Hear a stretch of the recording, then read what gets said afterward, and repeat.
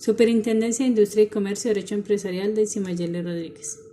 La Superintendencia de Industria y Comercio es un organismo público adscrito al Ministerio de Desarrollo Económico de Colombia, fundado el 3 de diciembre de 1968, encargado de velar por el buen funcionamiento de los mercados a través de la vigilancia y la protección de la libre competencia económica, los derechos de los consumidores, la metrología legal, la protección de los datos personales, la propiedad industrial, la propiedad intelectual como los derechos de autor y la gestión de las cámaras de comercio. Dentro de las funciones de la Superintendencia de Industria y Comercio está la vigilancia de la competencia desleal, contemplada en la Ley 256 de 1996. Se pueden presentar de muy variadas formas, algunas de ellas incluso son consecuencia de actos inocentes por desconocimiento de la normativa, aunque existen competidores que actúan con mala fe utilizando artimañas que les permiten tener una ventaja competitiva e injusta sobre los demás involucrados en el mercado. Entre estos actos tenemos la desviación de la clientela, que no es más que utilizar artimañas desleales para que los clientes habituales de un negocio acudan a su competencia. La desorganización, creando un caos interno, como contratar a la mayoría de empleados de un negocio o bloqueando el acceso a los servicios públicos. La confusión, que es utilizar marcas o etiquetas parecidas para que los clientes adquieran los productos de un competidor. Esto va de la mano con el engaño, la comparación y la imitación.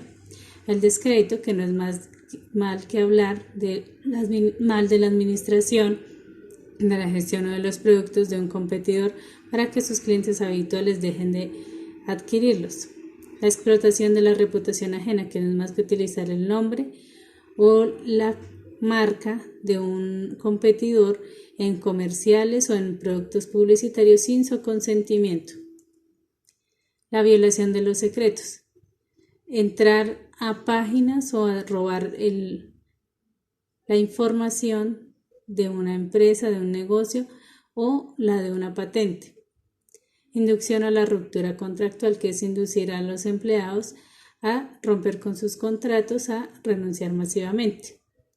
La violación de las normas, inducir a la clientela a dejar de acudir a un negocio utilizando artimañas por fuera de la ley. Los pactos desleales de exclusividad, que se producen muchas veces entre grandes empresas, pactan precios o estándares para dejar en desventaja a los pequeños competidores.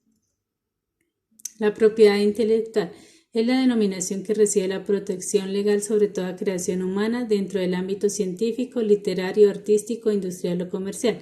Esta protección es de tipo jurídica y se realiza sobre dos campos muy diferenciados, que son los derechos de autor y la propiedad industrial. Los derechos de autor son el conjunto de normas que protegen al autor como creador de obras literarias, científicas y artísticas, sin entrar a valorar la destinación, la temática o la calidad de la misma.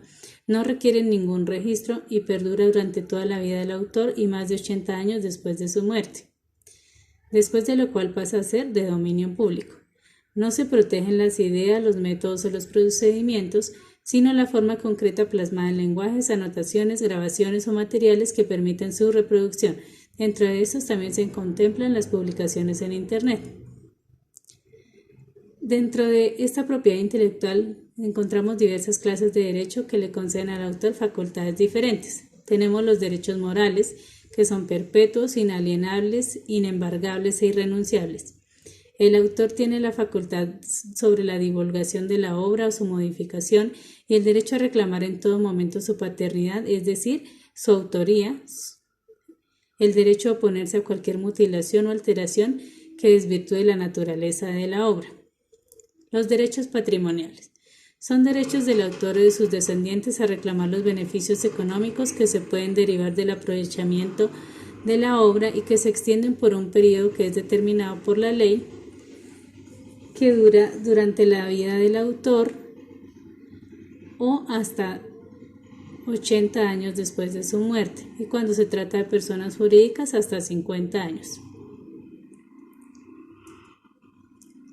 Los derechos de reproducción es el derecho del propietario a autorizar o prohibir la realización de copias de su obra, ya sea por medio impreso o por dispositivos digitales. El derecho de comunicación pública es todo acto por el cual una pluralidad, es decir, una diversidad de personas, tiene acceso a toda o una parte de una obra en un ambiente abierto. Para esto se requiere la previa y expresa autorización del autor. Es decir, para el caso de compositores se pagan los derechos a Saico y para el caso de los artistas y disqueros a Asimpro. El derecho de transformación es autorizar a otro la modificación de su obra a través de adaptaciones, traducciones, compilaciones, actualizaciones, revisiones y demás. El derecho de distribución son actos a través de los cuales los ejemplares o copias de la obra se hacen accesibles al público mediante la venta, el arrendamiento o el alquiler. Tenemos varios símbolos de derechos de autor. Estos se utilizan con la finalidad de poder protegerlos, indicando al público que no pueden ser copiados o utilizados sin la debida autorización de su autor. Entre ellos se encuentra la marca registrada. Este símbolo R se puede usar junto a la marca una vez haya obtenido el título oficial de la marca registrada. El trademark indica a los consumidores y a la competencia que la marca corresponde a una denominación de productos de una marca de negocios. El Service Mark es el equivalente al TM en servicios y se usa para marcas de servicios en países anglosajones.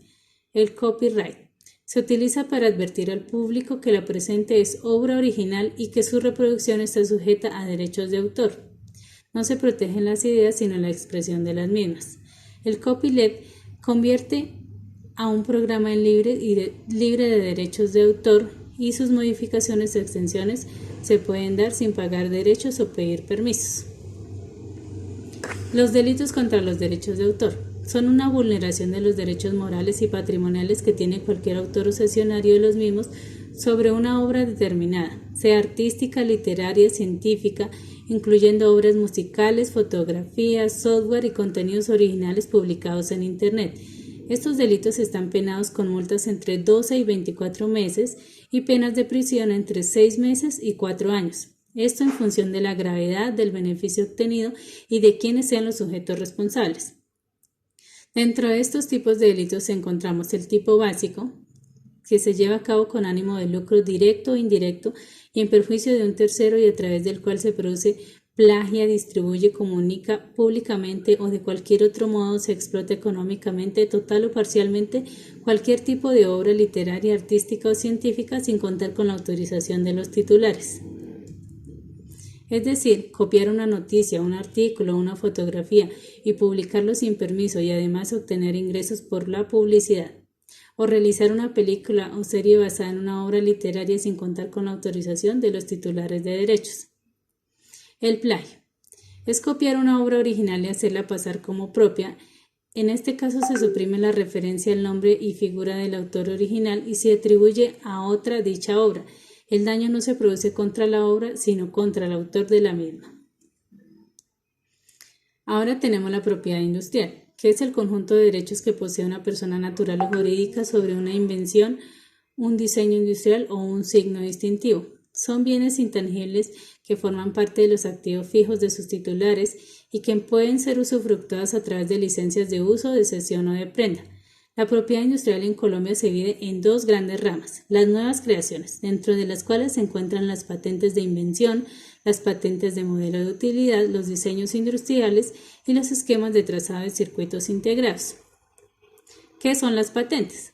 Es un derecho exclusivo que concede el Estado para la protección de una invención o de un modelo de utilidad, lo que le proporciona derechos exclusivos que permiten utilizar y explotar su invención e impedir que terceros la utilicen sin consentimiento. También concede el derecho a venderla o a cederla.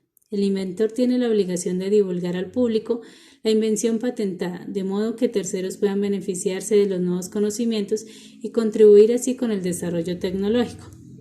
Pueden conseguirse patentes para cualquier dominio de la tecnología, desde un sujetapapeles hasta un producto farmacéutico complejo. Existen patentes para miles de productos de uso cotidiano como bicicletas, portapapeles, aceites, lubricantes, para todo tipo de productos. Esta patente se concede por un periodo limitado de tiempo, que es desde 20 años a partir de la fecha de la presentación de la solicitud, siempre que se paguen las tasas anuales de mantenimiento y esté regido por el principio de territorialidad, es decir, que solamente es válido dentro del territorio nacional.